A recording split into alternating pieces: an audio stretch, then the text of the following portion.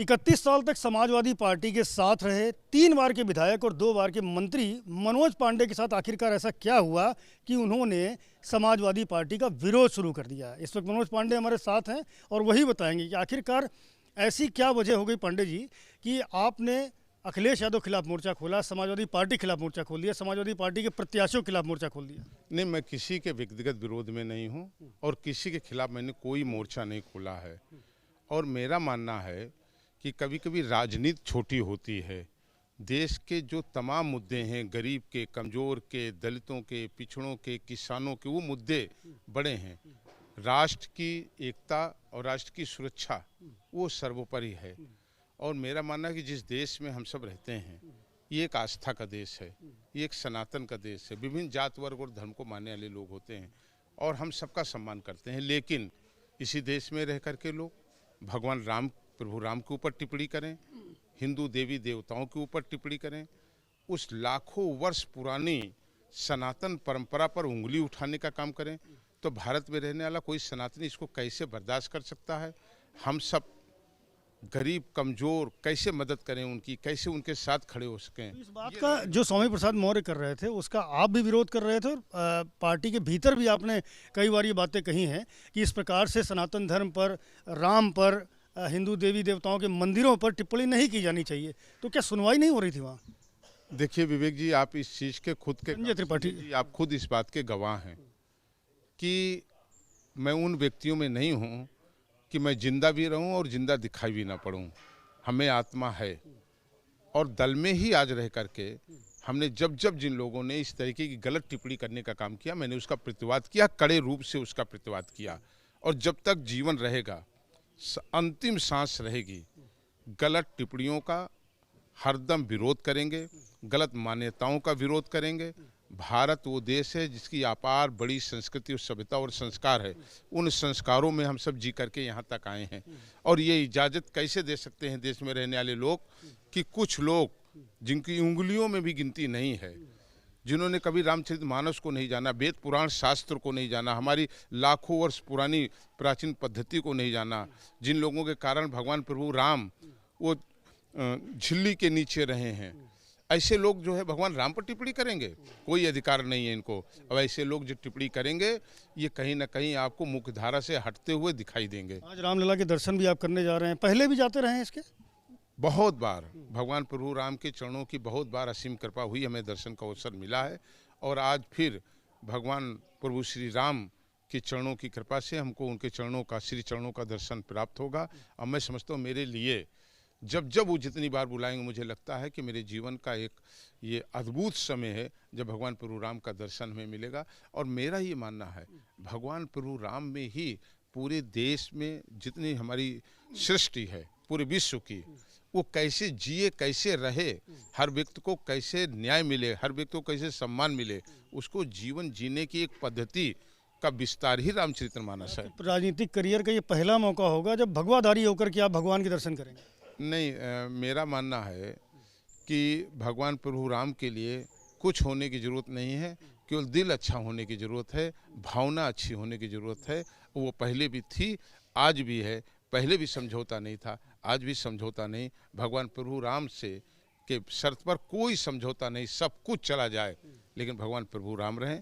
और मैं ये कहना चाहता हूँ, मेरे जीवन का केवल एक उपदेश है, गरीब कमज़ोर की कैसे मदद किया जाए। समाज के वो गरीब लोग, चाहे वो पिछड़े समाज के भाई हों, हमारे अति पिछड़े समाज के लोग हों, दलित भाई हों हमारे, उनका हम कैसे सम्मान वापस करें, कैसे उनको अधिकार और दिला सकें, यही हमारी राजनीति करने का मुख्य उद्देश्य है। और मैं तो अपनी ऊंचाहार की परिवार रूपी जनता का कृतज्ञ हूँ जो हमें लगातार जनता की सेवा करने का मौका देता है। और जब तक सांस रहेगी, ऊंचाहार, रायबरेली और प्रदेश के लोगों की सेवा में मनोज पांडे अपना पूरा जीवन लगाएंगे। बात ऊंचाहार से ऊंची जा रही है, अब बात हो रही है रायबरेली की। क्या माने चुनाव लड़ने जा रहे हैं? नहीं, ये कोई हमारा निर्णय नहीं है, ये निर्णय जनता करेगी और समय आने पर लोग करेंगे, ये हमारा कोई निर्णय नहीं है। भगवान राम के तो आप पहले भी थे, अब भी हैं। पंडित जी ये बताते जाइए कि भाजपा के कब होंगे? अभी समाजवादी पार्टी में हैं या इस्तीफा दे रहे हैं? नहीं, आप हमको क्यों ये मान रहे हैं कि हम नहीं हैं? मैं समाजवादी पार्टी से विधायक हूँ। पार्टी से हैं, अभी बने रहेंगे या बीजेपी कब ज्वाइन करेंगे आप? नहीं, भविष्य की बात आपने करी। भविष्य आवश्यकता वस्तु की जननी होती है, जब कोई आवश्यकता होगी तो देखेंगे। अच्छा, ये बता दें, मुख्यमंत्री योगी आदित्यनाथ से आपकी मुलाकात हुई है, क्या चर्चा हुई? नहीं, सामान्य रूप से वो प्रदेश के मुख्यमंत्री हैं, विकास कर रहे हैं और क्षेत्र का विकास हमें कराना है। क्षेत्र में सड़कें और बनवानी हैं, अपने क्षेत्र में और तमाम नहरों का काम हमें कराना है। गरीब जनता को कैसे और लाभ दे सकें, क्षेत्र का कैसे हम और डेवलपमेंट कर सकें, इसके लिए तो सरकार के मुख्यमंत्री से मिलना पड़ेगा। अच्छा, अखिलेश यादव से कुछ बातचीत हुई आपके पास, जो आपने राज्यसभा में जो है एनडीए के प्रत्याशी को वोट कर दिया? तो नहीं, अभी हमारी कोई बात नहीं है और कोई हमें आवश्यकता भी इस तरह की नहीं। तो और कुछ हमें थोड़ा सा स्पष्ट कर दें कि चुनाव को लेकर क्या क्या है। बाकी अयोध्या भगवान प्रभु राम का दर्शन करने के बाद प्रियंका गांधी के पोस्टर लग गए हैं रायबरेली में, ऐसा बताया जा रहा है कि सर वो चुनाव मैदान में उतर सकती है। लोकतंत्र है, सबको लड़ने का अधिकार है, लेकिन वो किसी की रायबरेली बपौती नहीं है। वो बपौती होगी जो जनता की सेवा किया होगा, जिसने गरीबों को अनाज दिया होगा, जिसने किसानों के चेहरे पर खुशहाली लाने के लिए उनको किसान सम्मान निधि देने का काम किया होगा, जिसने टूटी हुई छत से निकाल करके छप्पर में रहने वाले लोगों को हटा करके जिसने छत देने का काम किया होगा, जिसने भारत में पहली बार ऐसे तमाम लोगों की जीवन पद्धति में एक अमूल चूल परिवर्तन करते हुए उन्हें शौचालय देने का काम किया हो। तो ये पोस्टर से नहीं होगा। कौन जनता और गरीब के साथ खड़ा होता है? सबसे बड़ी जात है दुनिया में, वो है गरीब। आप कोई जातियों का विभाजन करिए, सबसे पहले आपको गरीब देखना पड़ेगा। और मैं समझता हूँ कि गरीब, नौजवान, यही एक बड़ी जाति है, और महिला। अंतिम प्रश्न है, भारतीय जनता पार्टी ने पहले भी आपको कई बार अप्रोच किया है कि आकर के बीजेपी से जुड़ जाएं और बीजेपी के चुनाव पर टिकट लड़ें। अब ऐसा क्या एकदम पराकाष्ठा हो गई जिस वजह से आप ऐन राज्यसभा चुनाव के पहले, और या मैं कहूँ तो लोकसभा चुनाव के ठीक पहले बीजेपी के साथ जा रहे हैं? ये तो उन हमारे सम्मानित लोगों को सोचना चाहिए कि जिस व्यक्ति ने अपने बचपने को, अपनी पूरी युवा अवस्था को एक दल में निष्ठा से 31 साल रहते हुए, 31 साल, कोई धोखा नहीं है मनोज पांडे के ऊपर, मनोज पांडे के चरित्र पर कोई दाग नहीं है।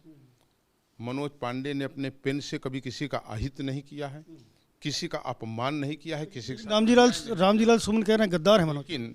लेकिन जो लोग आज ये कह रहे हैं, मैं इस पर कोई जवाब नहीं देना चाहता हूँ।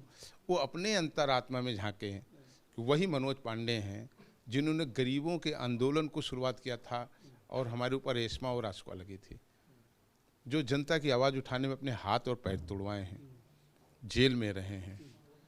और वो लोग अगर ये सवाल कोई कर रहे हैं तो उनको अपनी अंतरात्मा में देखना चाहिए। जो लोग आए गए, राम बनते रहे, आए फिर गए।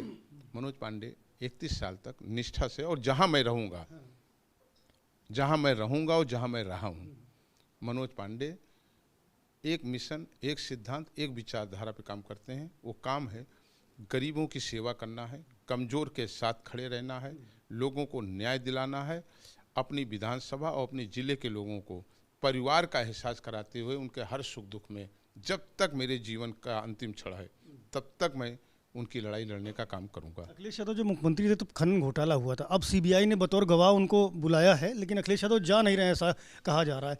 तो क्या कहेंगे इस पर? ये आप जिनसे प्रश्न हो उनसे पूछिए, ये प्रश्न हमारा नहीं है।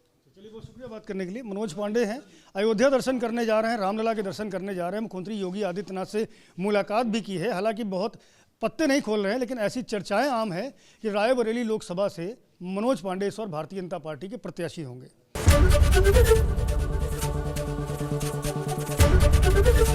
एबीपी गंगा, खबर आपकी, जुबान आपकी।